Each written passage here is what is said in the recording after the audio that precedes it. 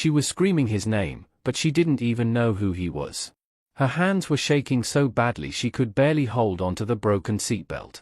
Her face was wet with tears and water dripping from the ceiling of the plane. Around her, people were crying, praying, grabbing strangers. The jet was already tilting. Oxygen masks dangled uselessly.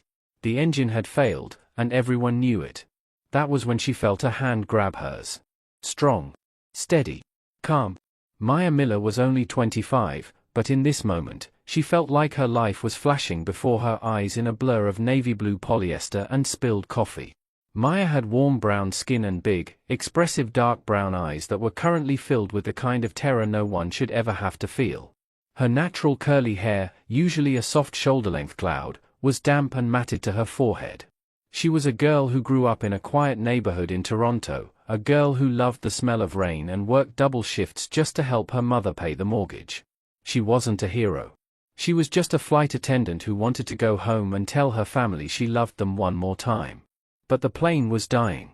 The cabin was filled with the smell of burning metal and the sound of wind ripping through the fuselage. Maya tried to stand, her knees knocking together. She wanted to help the elderly man in 4C, but the floor tilted sharply, and she fell, her shoulder slamming against a seat. "Help!" she choked out. The air was getting thin. "Please, someone." That was when he appeared. He was a man who looked like he belonged in a high-rise office in Seoul, not a falling plane. His name was Tae-Hyun Park. He was in his early 40s, with light-tanned skin and a jawline so sharp it looked like it was carved from stone. His short black hair was brushed neatly back, and even though his dark tailored suit was soaked and torn at the sleeve, he looked impossibly in control. His eyes were a dark, deep brown, cold on the surface, like a frozen lake, but there was a fire deep inside them that spoke of a man who had survived 1,000 storms. Tae-Hyun didn't scream. He didn't look at the ceiling as it began to crack. He looked only at Maya. He unbuckled his own seatbelt with a click that sounded like a gunshot in the noisy cabin. He moved toward her, his body language controlled and protective. He didn't stumble as the plane groaned. He reached down and gripped Maya's hand. His skin was warm, and his grip was like iron. Maya looked up at him, her chest heaving. "We're going to crash," she sobbed. "We're all going to die." Tae-Hyun leaned close to her ear. He didn't shout over the roaring wind. He spoke quietly, with a voice that felt like a shield. "Listen to me," he said. "You're going to live. Look at me, Maya. Don't look at the windows. Look at me." Maya didn't know how he knew her name. She didn't realize she was wearing a gold name tag pinned to her navy vest. She didn't know that this man controlled fear across countries. She didn't know that back in Korea, men bowed when he entered a room and vanished if he looked at them the wrong way. She didn't know that he was the head of a syndicate that had survived wars, and that he was currently carrying secrets in his pocket that could start another one. She didn't know that by saving her, he was tearing open doors that had been locked for decades. All she knew was that for the first time in her life, she felt safe in the middle of a disaster. The plane gave a final, agonizing shriek as the tail section broke away. The ocean was rushing up to meet them, a cold, dark wall of water. Tae-Hyun wrapped one arm around a heavy support beam and pulled Maya into his chest, shielding her body with his own. He was choosing her life over his empire. He was choosing to be a man instead of a monster. "Close your eyes," he commanded. As the jet hit the water with a force that shattered glass and bone, Maya felt Tae-Hyun's heart beating against her ear. It was slow. Steady. It was the heart of a man who was ready to face whatever came next. The impact was a wall of blackness. Cold, stinging water filled Maya's lungs, and for a moment, the world vanished. But then, those same strong hands were pulling her upward. Tae-Hyun was swimming through the wreckage, his expensive suit dragging him down, his lungs screaming for air. He found a piece of the wing that was still floating. He pushed Maya onto it first, his muscles straining until his veins stood out on his neck. He climbed up beside her, coughing up salt water, his dark hair finally messy and dripping. They were alone in the middle of the Atlantic, surrounded by fire on the water and the debris of 100 lives. Maya lay on the cold metal, gasping for air, her brown skin pale from the shock. She turned her head to look at the man who had pulled her from the grave. "Why?" she whispered. "Why did you stay for me?" Tae-Hyun looked out at the horizon, his expression unreadable. He knew that the moment he stepped back onto land, his enemies would find him. He knew that by surviving this crash, he was starting a clock that couldn't be stopped. Because, Tae-hyun said, his voice raspy, "You were the only beautiful thing left on this plane. And I've spent too much of my life destroying beautiful things." Maya reached out and touched his sleeve. She didn't know that everything that followed would involve high-speed chases through the streets of London, hidden villas in the mountains of Jamaica, and a truth about her own father that would break her heart into a million pieces. She only knew that the man who saved her was the most dangerous man she would ever love. Before we go any further into this incredible story, I want to say a huge hello to everyone watching. Take a second and tell us where you're watching from in the comments below. I love seeing our community grow across the world. And if stories like this pull at your heart and remind you that hope is real, make sure you're subscribed to the channel. We have so many more emotional journeys to share with you. The rescue was a chaotic blur of freezing spray, the deafening thrum of helicopter blades, and the blinding white of searchlights that cut through the Atlantic mist. But for Maya Miller, the world had narrowed down to the sensation of Tae-hyun's hand gripping hers. Even as the paramedics lifted her onto a gurney and wrapped her in heavy, scratchy thermal blankets, her eyes searched for him through the spray. "The man," she whispered to a medic, her teeth chattering so hard she could barely speak. "Where is the man who was with me?" The medic, a tall man with a kind face, leaned over her. "Just focus on breathing, You're in shock. We've got everyone we could find." But Tae-hyun wasn't just everyone. As Maya was wheeled into the small, sterile hospital on the coast, she couldn't stop thinking about the way he had looked at her. He didn't look like a survivor, he looked like a soldier who had just finished a mission. Maya's life back in Toronto felt like a dream she was slowly forgetting.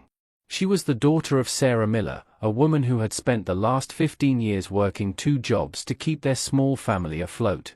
Maya's father, David Miller, had been a dock worker, a strong, laughing man with the same warm brown skin and curly hair as Maya.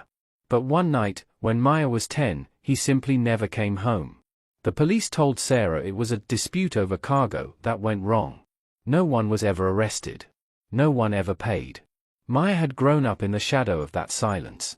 It made her protective, hardworking, and deeply empathetic. She became a flight attendant because she wanted to see the world beyond the harbor where her father died, but she always carried a piece of that grief in her hazel eyes. Every time she served a passenger or helped a child, she was trying to fill the hole her father left behind. In a private wing of the same hospital, guarded by 2 stone-faced men in dark coats who had arrived before the ambulances, Tae-hyun Park sat on the edge of a bed. He refused the hospital gown.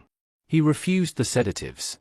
He sat with his back perfectly straight, his ruined charcoal suit jacket draped over a chair. His right-hand man, Minit Jun, stood by the door, his eyes darting to the hallway. "Boss, the council in Seoul is in an uproar," Minit Jun said, his voice low. "They know the jet didn't just fail. They know it was tampered with. They think you are dead. If you show your face now, it's war." Tae-hyun looked at his palms.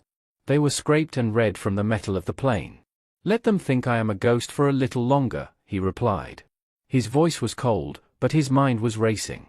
Tae-hyun had been born into the syndicate. His father, the legendary Chairman Park, had been a man who ruled with an iron fist and a heart of ice. Tae-hyun had been trained from birth to be the same. He was a man of logic, strategy, and power. He didn't believe in luck, and he certainly didn't believe in fate. But as he sat there, he kept seeing Maya's face. He remembered the way she had reached for that child instead of her own oxygen mask. It was a kind of bravery he didn't understand, a bravery that wasn't fueled by greed or survival, but by love. "The girl," Tae-hyun said suddenly. "The flight attendant. Is she alive?" Minit Jun nodded. "She's in the North Wing. Minor injuries, severe shock. The authorities are questioning her about the crash." Tae-hyun stood up, ignoring the sharp pain in his ribs. "They won't question her. Not today. Get her out of here. Take her to the safe house in London." Minit Jun stared at him, shocked. "Boss? She's a civilian. She's a witness. If the council finds out you're protecting a stranger, they'll use her against you." "She isn't a stranger," Tae-hyun said, stepping into the light. His dark brown eyes were hard. "She is the reason I'm still breathing. And if the council wants to touch her, they'll have to go through me." Back in the ward, Maya was staring at a plastic cup of water when the door opened. She expected the police or a doctor. Instead, she saw the man from the plane. He looked different now, cleaned up, but even more intimidating. Tae-hyun walked toward her, his footsteps silent on the linoleum floor. He stopped at the foot of her bed. "Maya," he said. The way he said her name made her heart skip a beat. It didn't sound like a question, it sounded like a vow. "You're okay," Maya breathed, a small, relieved smile breaking through her exhaustion. I thought I imagined you." "You didn't imagine me," he said, leaning closer. "But you are in danger, Maya. The people who tried to put that plane in the ocean, they don't like witnesses. And they certainly don't like survivors." Maya's eyes widened. "What are you talking about?" "It was an accident. The engine." "It was no accident," Tae-hyun interrupted softly. "I am not a businessman, Maya. I am a man with many enemies. And because I saved you, those enemies now see you as my weakness." Maya felt a chill that had nothing to do with the Atlantic water. She looked at this man, this beautiful, dangerous stranger, and realized that the life she had in Toronto was gone. The bills, the cinnamon-scented apartment, the red-eye flights, they were a world away. "Where are we going?" she asked, her voice trembling. Tae-hyun reached out, his fingers hovering just inches from her cheek before he pulled back, as if afraid his touch might break her. "To a place where I can keep you safe," he said. "But once we leave this room, there is no going back. Do you trust me?" Maya looked into his dark eyes. She saw the coldness, yes, but she also saw the man who had stayed in a sinking metal tomb just to hold her hand. She thought of her father, who had no one to save him. She reached out and took Tae-hyun's hand. "I have nowhere else to go." As they walked out of the hospital under the cover of darkness, flanked by silent men in black suits, Maya didn't see the black SUV waiting at the curb. She didn't see the way Tae-hyun's jaw tightened as he scanned the rooftops for snipers. She only felt the heat of his palm against hers. She didn't know that in Tae-hyun's world, love was a death sentence. And she didn't know that the man holding her hand was the key to a secret about her father that had been buried in the dark waters of a Korean harbor 15 years ago. The storm was over, but the war was just beginning. The transition from the cold hospital to the safe house in London felt like stepping into another dimension. Tae-hyun's safe house wasn't a small apartment, it was a sprawling, grey stone mansion tucked behind heavy iron gates in a quiet, wealthy corner of the city. Inside, the air was thick with the scent of old wood and expensive leather. Maya stood in the foyer, her sneakers, donated by the hospital, looking out of place on the polished marble floors. She was still wearing a borrowed tracksuit, her curly dark hair finally dry but wildly tangled. Tae-hyun stood by the window, his back to her. He had changed into a fresh suit, this one a deep midnight blue. He looked perfect again, but Maya noticed the way his hand gripped the windowsill until his knuckles turned white. "You need to rest," he said, his voice echoing in the large room. "Minute-jun will show you to your quarters. There are clothes there. Everything you need." "I don't need clothes, Tae-hyun," Maya said, her voice stronger than it had been at the hospital. "I need to call my mother. She probably thinks I'm dead. She's probably at the airport in Toronto right now, crying, waiting for news that isn't coming." Tae-hyun turned slowly. His expression was a mask of cold stone. "You cannot call her." Maya flinched as if he had slapped her. "What? Why not?" "Because the moment you make that call, you leave a digital footprint," Tae-hyun explained, walking toward her. Each step was slow and deliberate. "The people who crashed that plane are not just thugs. They are technicians. They own the satellites. They own the towers. If they find out you are alive, they will go to Toronto. And they will use your mother to get to me." Maya felt a wave of nausea. The reality of her situation was finally crashing down. She wasn't just a survivor, she was a target. "Who are you?" she whispered, her big dark brown eyes searching his. "Really? You say you aren't a businessman. You have men with guns guarding the doors. You talk about councils and syndicates. My father died because of people like you, didn't he?" Tae-hyun froze. A flicker of something, guilt? Pain, crossed his dark eyes before he masked it. "Your father was a good man, Maya. But the world is not a good place." Before Maya could ask how he knew her father was a good man, the heavy front doors burst open. Minute-jun rushed in, his face pale and sweating. "Boss, we have a problem," Minute-jun panted. He held up a tablet. "The news in Seoul just broke. They aren't just saying the plane crashed. They are saying you crashed it. They framed you for the deaths of 200 people. They're saying it was a suicide mission to avoid an investigation into the syndicate's finances. Tae-hyun took the tablet, his eyes scanning the Korean headlines. His jaw tightened. This was the move. By framing him, his enemies, led by his own uncle, Sankey Park, had stripped him of his power, his reputation, and his legal protection. He was now a wanted man globally. And there's more, Minit-jun said, his voice dropping to a whisper. They found the passenger manifest. They've released the names of the missing crew. They are focusing on Maya. They're calling her your accomplice. Maya gasped, her hand flying to her mouth. On the screen, a photo of her appeared. It was her employee ID photo. She was smiling, her hair in a neat bun, her hazel eyes bright with hope. Underneath, the caption read, "The flight attendant who helped a criminal escape justice." "This is a lie." Maya screamed, tears stinging her eyes. "I was just doing my job. I don't even know you." "They know that," Tae-hyun said, his voice a low growl. "But the truth doesn't matter to them. Only the narrative matters." Suddenly, the quiet of the London evening was shattered by the sound of tires screeching on the gravel outside. A black SUV slammed through the iron gates. "They found us," Minit-jun yelled, drawing a silver handgun from his waistband. "How did they find us so fast?" Tae-hyun didn't hesitate. He lunged forward, grabbing Maya by the waist and pulling her behind a heavy oak desk just as the front windows exploded in a shower of glass. Bullets whistled through the air, thudding into the expensive furniture and tearing through the paintings on the wall. "Stay down," Tae-hyun commanded, his body shielding hers. Maya was curled in a ball, her hands over her ears. The sound was deafening. This wasn't the movies. There was no music, just the terrifying crack-crack-crack of gunfire and the smell of gunpowder.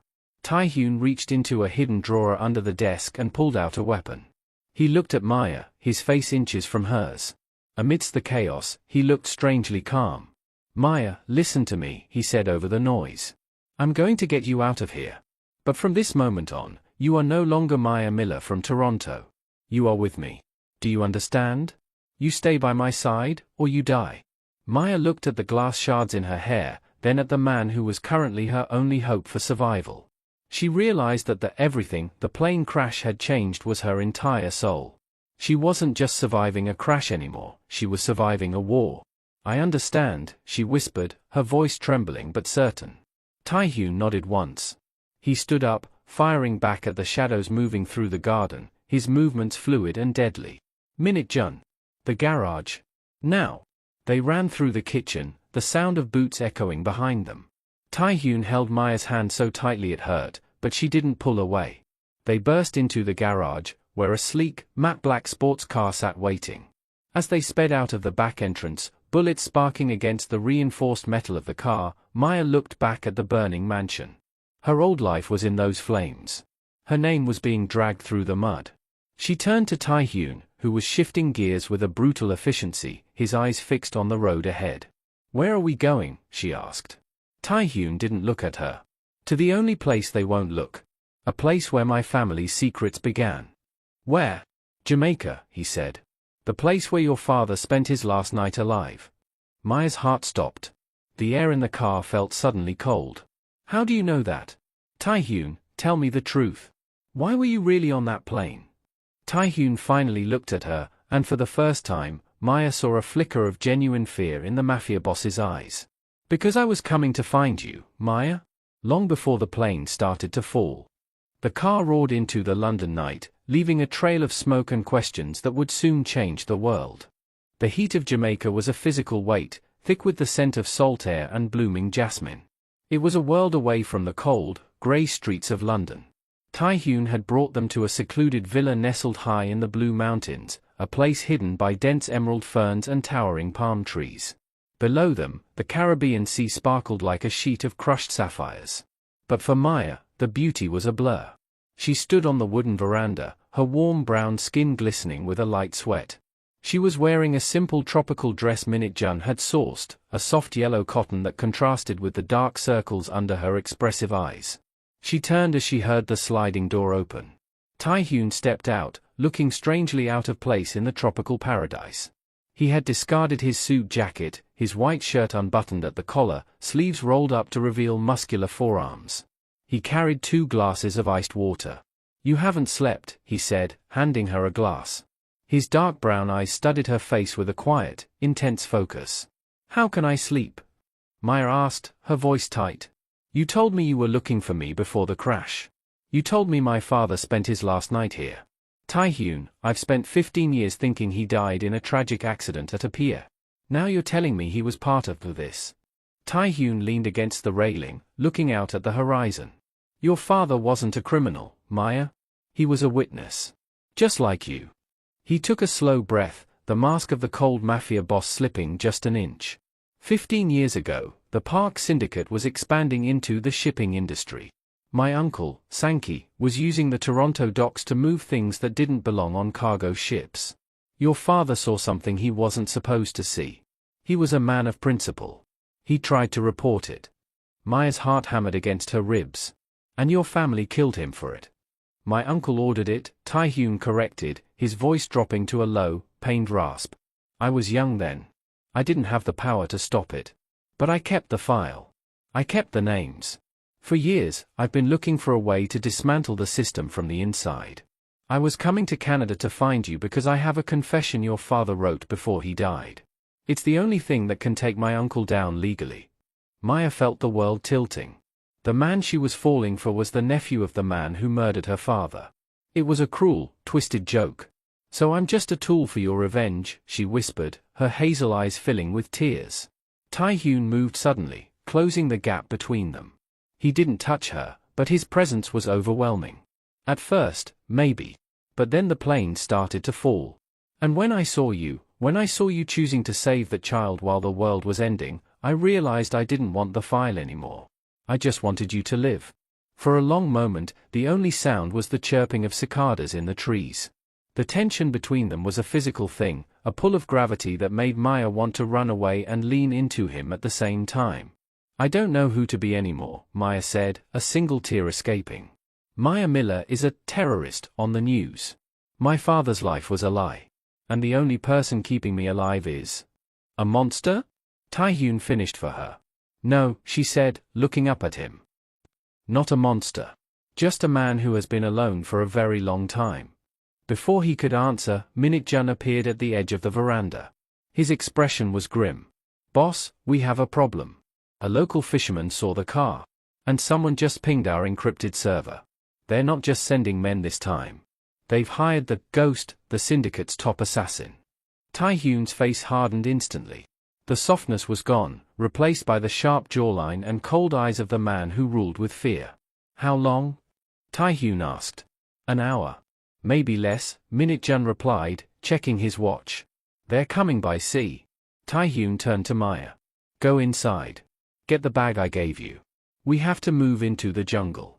It's the only way to neutralize their tech."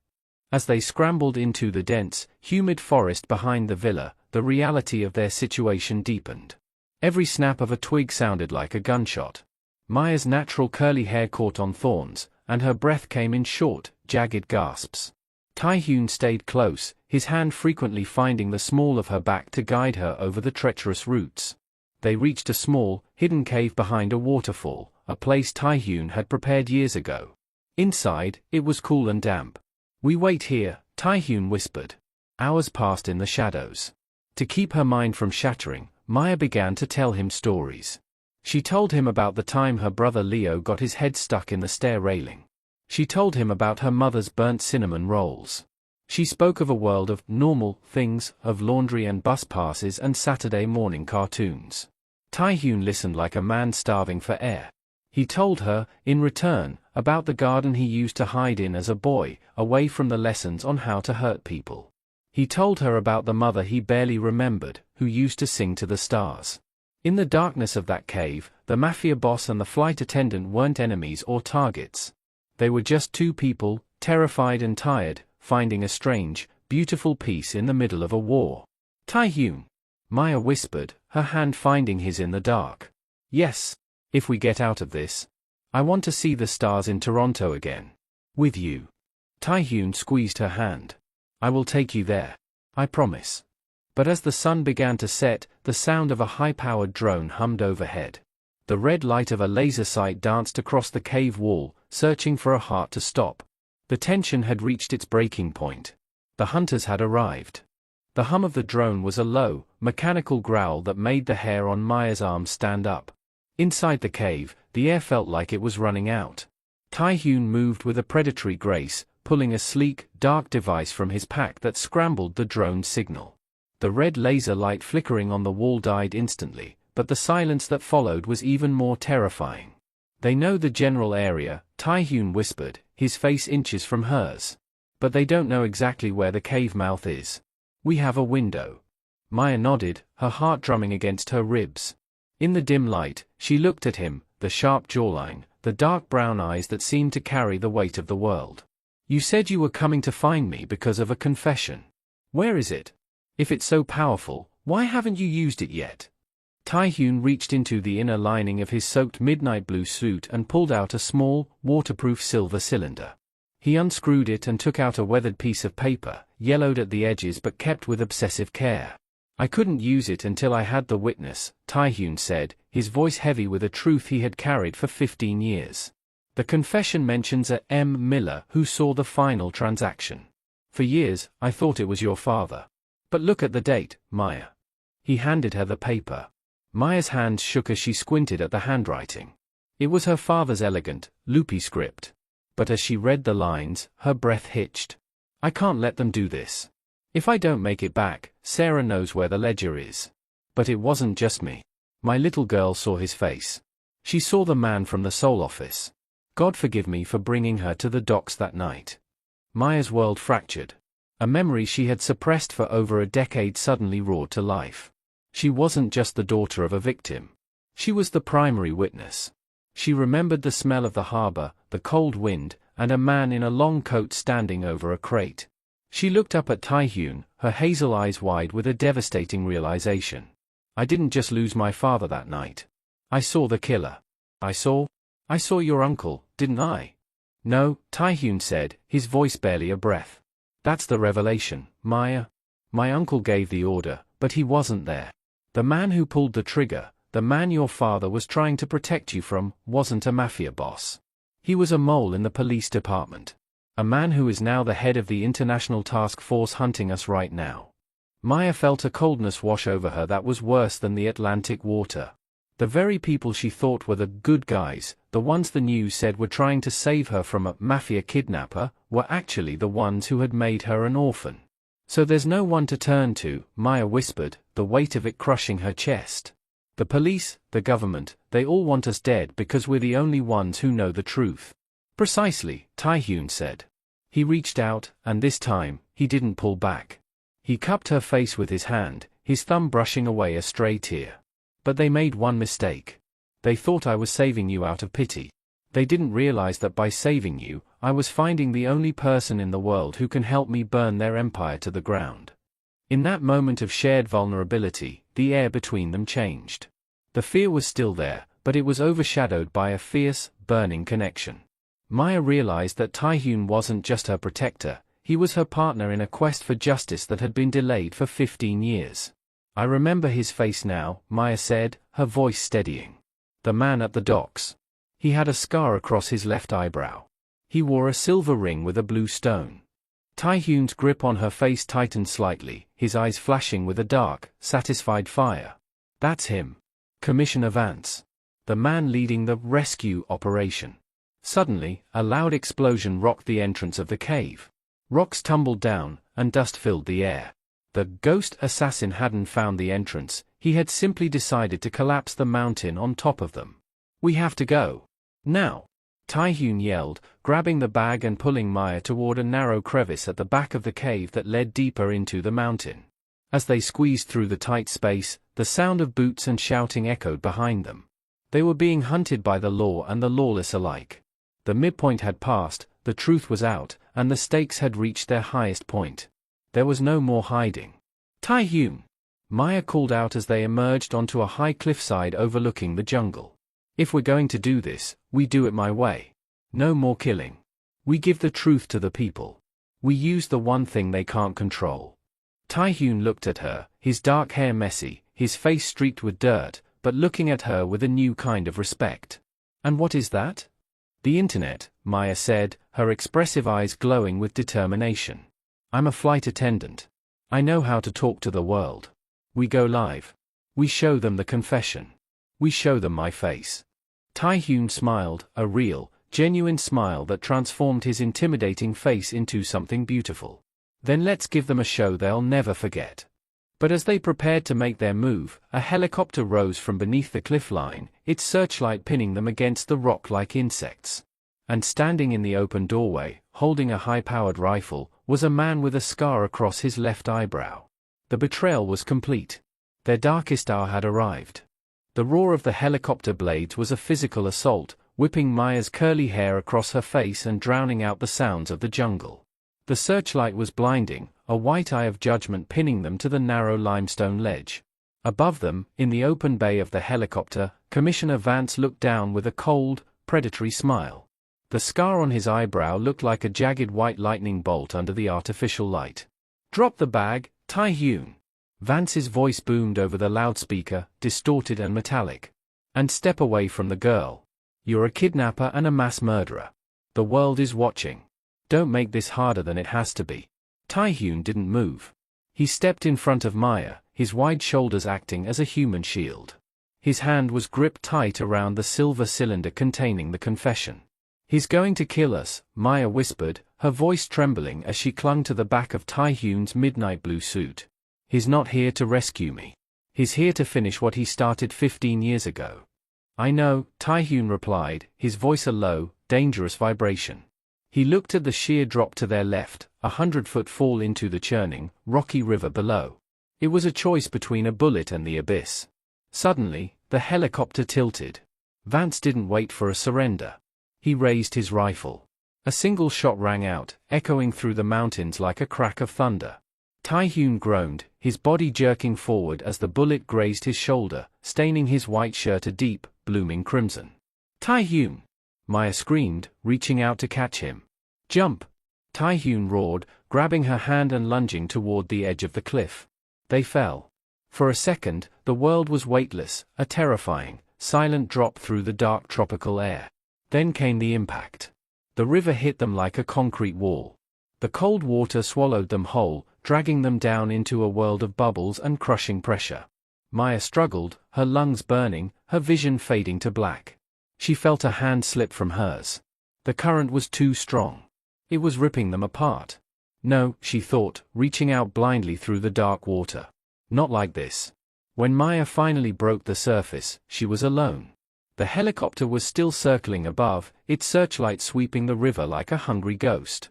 She dragged herself onto a muddy bank, her natural curls heavy with silt, her yellow dress torn to shreds. "Taehyun," she whispered, her voice breaking. She crawled through the mud, her hazel eyes searching the water. "Taehyun, please."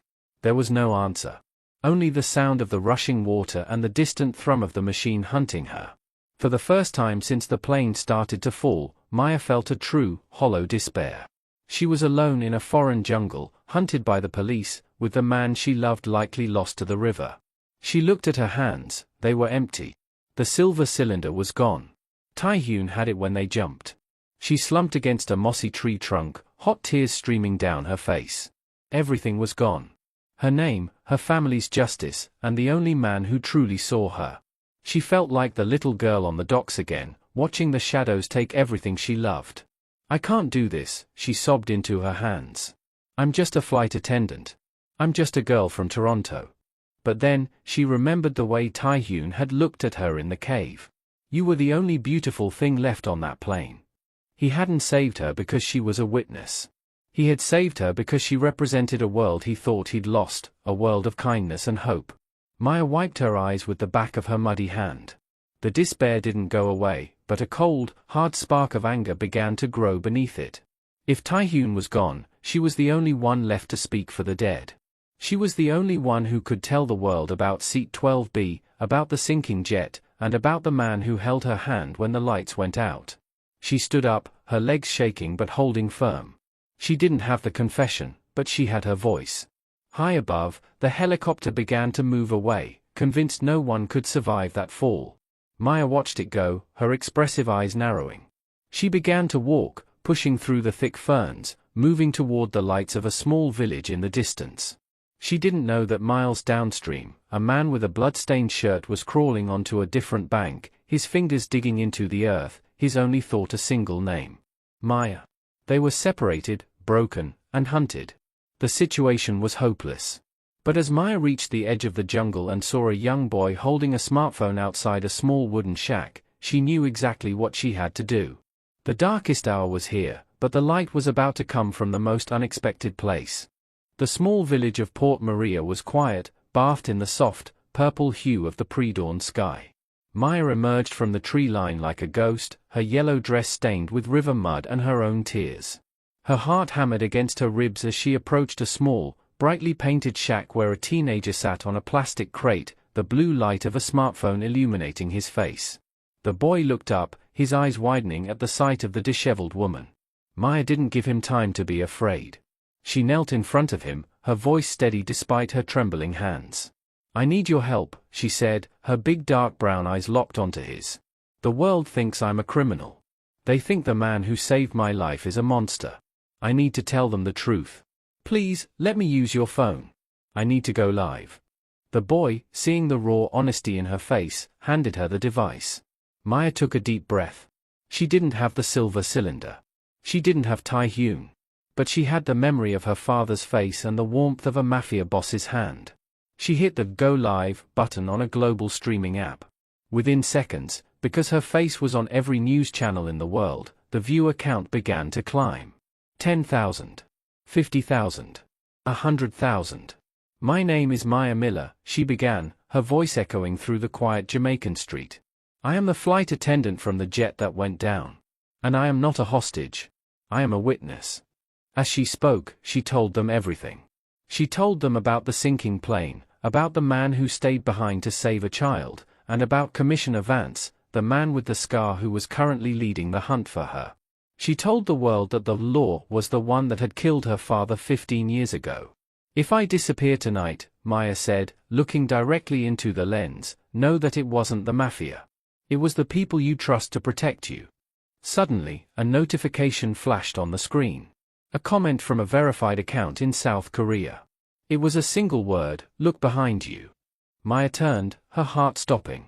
Emerging from the shadows at the end of the street was a figure. He was limping, his white shirt torn and soaked in blood, his dark hair matted to his forehead. Tai-Hyun. He wasn't dead. He had fought the river, he had fought the jungle, and he had found her. In his hand, he held the silver cylinder, shimmering in the dawn light. "I have it, Maya," he rasped, his voice breaking with exhaustion and relief. "I have the proof." He reached her just as the sound of sirens began to wail in the distance. But this time, Maya didn't flinch. She grabbed his hand, the same strong, steady hand from the plane, and pulled him into the frame of the live stream. "This is Tai-Hyun Park," she told the millions of people watching. "He saved me from a sinking jet. And now, together, we are going to save the truth." The turning point had arrived. For the first time, they weren't running. They were standing their ground. The power had shifted from the shadows of the syndicate and the corruption of the police to the hearts of the people watching across the globe. Tai-Hyun looked at Maya, a flash of pure, unadulterated pride in his dark eyes. He had spent his life using fear to control the world. Now, he was watching a girl with a kind heart use the truth to set it on fire. "You did it," he whispered. "We did it," she corrected. Hope, which had been a flickering candle in a dark cave, was now a roaring bonfire. They were still in danger, and the final confrontation was coming, but for the first time, they weren't alone. They had the world as their witness. The sunrise over Port Maria wasn't peaceful, it was a battleground of flashing blue lights and the heavy thud of military boots. Commissioner Vance had arrived, but he wasn't alone. He had brought a small army of local tactical police, convinced that he could still silence the truth if he acted fast enough. The street was blocked off. Snipers were perched on the colorful tin roofs of the nearby shops. Vance stepped out of a black armored vehicle, his face twisted in a mask of desperation. He could see the phone in Maya's hand. He knew the world was watching, but he was a man who had lived in the shadows so long he believed he could still lie his way out of a grave. "Maya, Put the phone down, Vance shouted, his hand resting on his sidearm. The man next to you is a high-level criminal. He's manipulated you. He's the one who killed your father. I'm here to bring you home. Tae-hyun leaned against Maya, his weight heavy as blood continued to soak his shirt, but his eyes were like flint. He handed Maya the silver cylinder. Open it, he whispered. Show them. With the boy's phone still streaming to millions, Maya unscrewed the cap. She pulled out the weathered paper and a small, high-capacity memory drive that had been hidden inside the tube. You're right, Vance, Maya said, her voice amplified by the silence of the gathered crowd. The man who killed my father is a criminal. But he isn't Korean. And he isn't standing behind me. He's standing right there in those polished shoes. She held up the paper so the camera could zoom in on the signature. Then, she plugged the memory drive into the boy's laptop, which was sitting on the crate. The screen flickered to life, showing a grainy, hidden camera video from 15 years ago. The video was clear. It showed a younger Vance, wearing his police jacket, standing on a dark Toronto pier. He wasn't arresting anyone.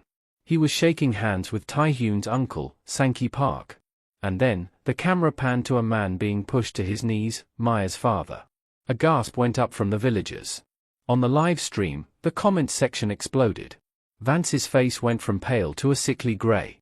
That's a forgery. It's AI. It's fake. Is this fake too? Maya asked, her voice trembling with 15 years of unshed tears.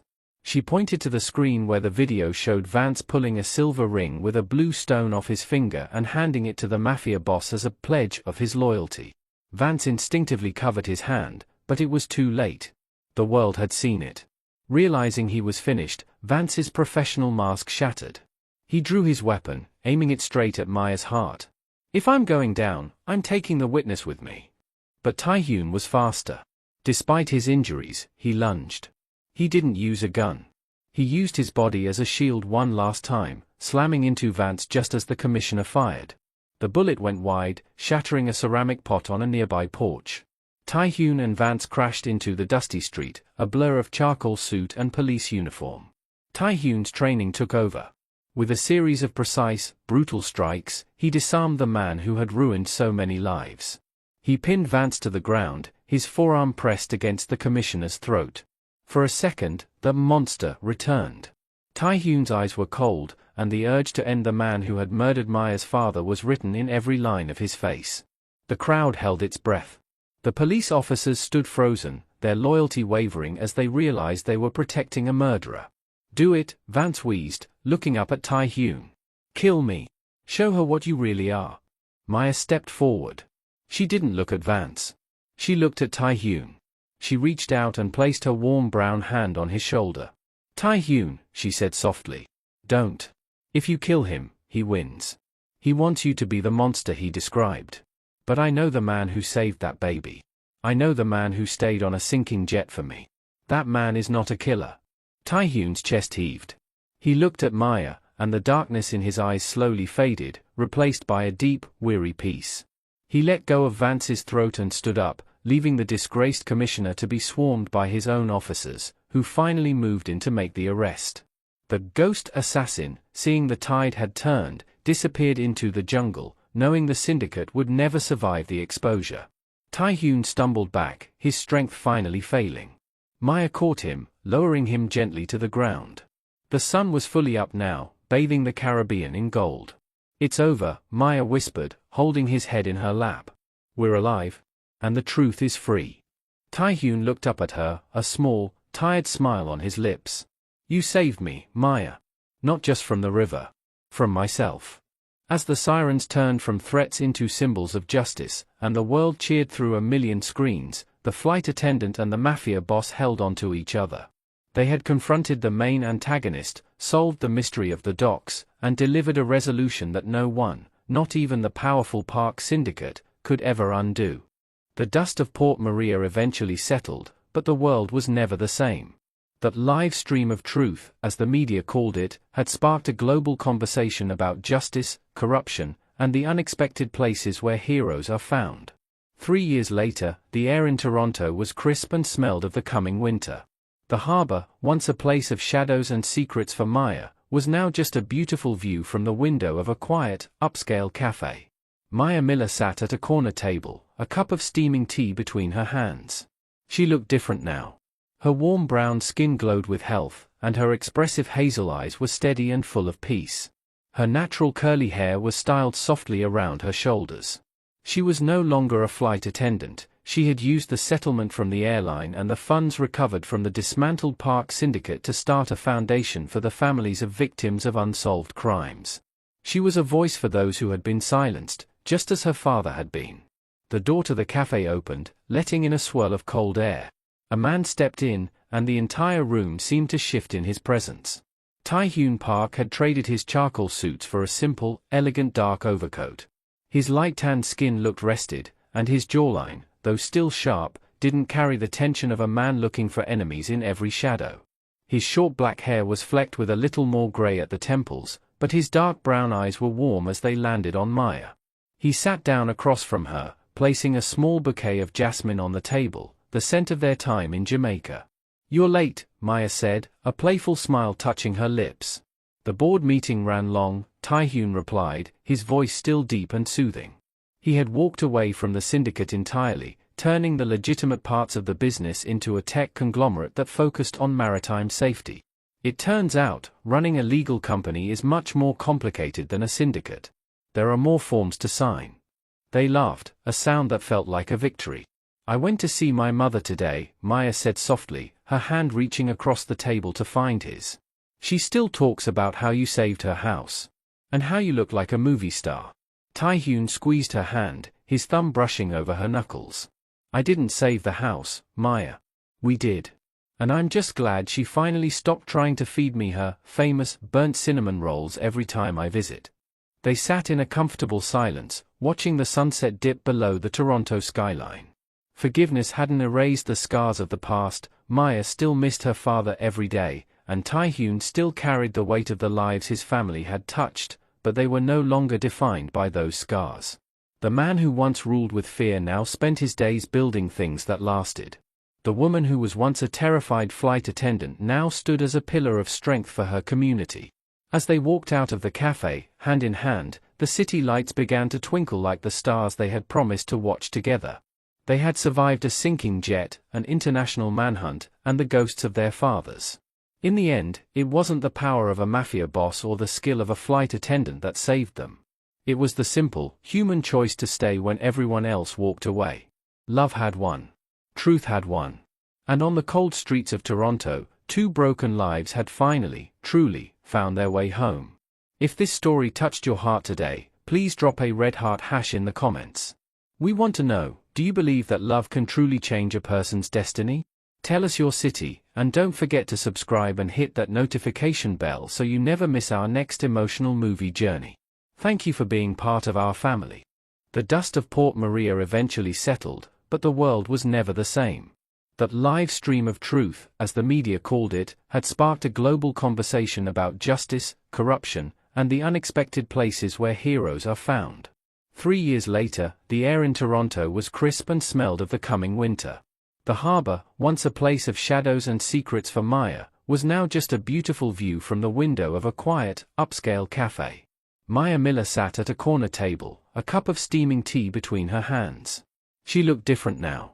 Her warm brown skin glowed with health, and her expressive hazel eyes were steady and full of peace. Her natural curly hair was styled softly around her shoulders. She was no longer a flight attendant. She had used the settlement from the airline and the funds recovered from the dismantled park syndicate to start a foundation for the families of victims of unsolved crimes. She was a voice for those who had been silenced, just as her father had been. The door to the cafe opened, letting in a swirl of cold air. A man stepped in, and the entire room seemed to shift in his presence. Tae-Hyun Park had traded his charcoal suits for a simple, elegant dark overcoat. His light-tanned skin looked rested, and his jawline, though still sharp, didn't carry the tension of a man looking for enemies in every shadow. His short black hair was flecked with a little more gray at the temples, but his dark brown eyes were warm as they landed on Maya. He sat down across from her, placing a small bouquet of jasmine on the table, the scent of their time in Jamaica. "You're late," Maya said, a playful smile touching her lips. The board meeting ran long, Tae-hyun replied, his voice still deep and soothing. He had walked away from the syndicate entirely, turning the legitimate parts of the business into a tech conglomerate that focused on maritime safety. It turns out, running a legal company is much more complicated than a syndicate. There are more forms to sign. They laughed, a sound that felt like a victory. I went to see my mother today, Maya said softly, her hand reaching across the table to find his. She still talks about how you saved her house. And how you look like a movie star. Tae-hyun squeezed her hand, his thumb brushing over her knuckles. I didn't save the house, Maya. We did.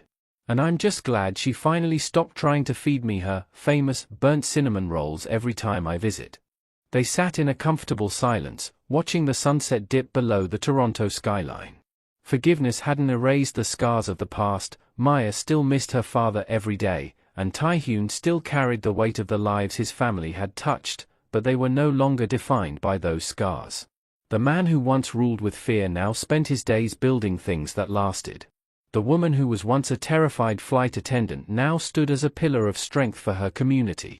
As they walked out of the cafe, hand in hand, the city lights began to twinkle like the stars they had promised to watch together. They had survived a sinking jet, an international manhunt, and the ghosts of their fathers. In the end, it wasn't the power of a mafia boss or the skill of a flight attendant that saved them. It was the simple, human choice to stay when everyone else walked away. Love had won. Truth had won. And on the cold streets of Toronto, two broken lives had finally, truly, found their way home. The world didn't just move on from the story of the sinking jet and the fallen commissioner, it learned from it. 5 years after the final stand in Port Maria, the Miller Park Foundation had become a global symbol of hope. But away from the cameras and the galas, life was found in the quiet moments. In a sunny backyard in a quiet suburb of Vancouver, a young boy with light-tanned skin and a mess of dark, curly hair chased a golden retriever across the grass. He laughed, a bright, bubbly sound that reached the patio where Maya and Tae-hyun sat sharing a plate of fresh fruit. Maya watched her son, David, named after the grandfather he would only know through stories, and felt a profound sense of completion. Her skin was warm under the Canadian sun, and her hazel eyes, once filled with the terror of a crashing plane, were now clear and bright. She leaned her head on Tae-hyun's shoulder. Tae-hyun didn't look like a man who had ever controlled a criminal empire. He wore a simple linen shirt, and his hands, once used to sign orders of destruction, were now calloused from the carpentry hobby he had taken up. He spent his weekends building furniture for local orphanages. He looked down at Maya, his expression one of such intense, soft devotion that it was hard to believe he was once the ghost of soul. He has your eyes, Tae-hyun whispered, nodding toward little David. And your heart. He doesn't know how to walk past someone who is crying without asking if they're okay. Maya smiled, squeezing his hand. That's the best thing we could have given him. A world where he doesn't have to be afraid of the shadows. The past was still there, of course. Sometimes, when it rained, Maya's shoulder would ache from the injury she sustained on the plane. Sometimes, Tae-hyun would wake up in the middle of the night, his heart racing from a dream of the river. But when they woke, they found each other. They found the peace they had fought so hard to earn. The story of the Korean mafia boss and the flight attendant wasn't just a tale of a crash anymore. It was a testament to the idea that no one is beyond saving, and no secret is too deep for the truth to find. As the sun began to set, casting long, golden shadows across the lawn, Maya looked up at the sky. A plane flew high above, a tiny silver speck trailing white vapor. She didn't flinch. She didn't feel a pang of fear. She simply whispered a silent prayer for everyone on board, hoping they would all find their way to where they belonged. Tae-hyun pulled her closer, his chin resting on the top of her curls. "We're home, Maya," he said. "Yes," she replied, closing her eyes. "We finally are. This journey has finally come to its beautiful end." If Maya and Tae-hyun's story taught you that even in the darkest storms, love is the compass that brings us home, please leave a yes in the comments. We want to thank you for sticking with us through every twist and turn. Subscribe to join our community of story lovers, and tell us, what kind of story should we tell next? Until then, stay hopeful.